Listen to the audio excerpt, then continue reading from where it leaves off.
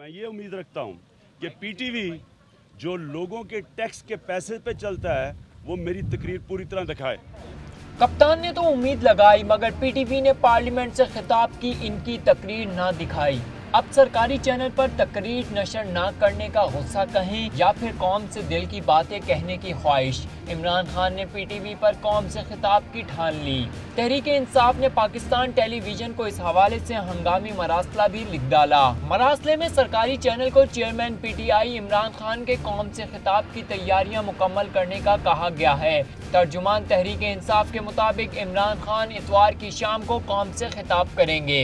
शाह महमूद कुरैशी कहते हैं कि इमरान खान कौम के सामने अपना मौक़िफ़ रखना चाहते हैं। उम्मीद है पीटीवी इनका खिताब नशर करेगा। इमरान खान चाहते हैं कि हम भी अपना मौक़िफ़ कौम के सामने रखें। पीटीवी एक कौमी इदारा है, एक सरकारी इदारा है जो पाकिस्तान के टैक्स पेयर की रकम से चलता है। मुझे उम्मीद है कि पीटीवी में इतना हौसला होगा कि वो नशर कर देगी।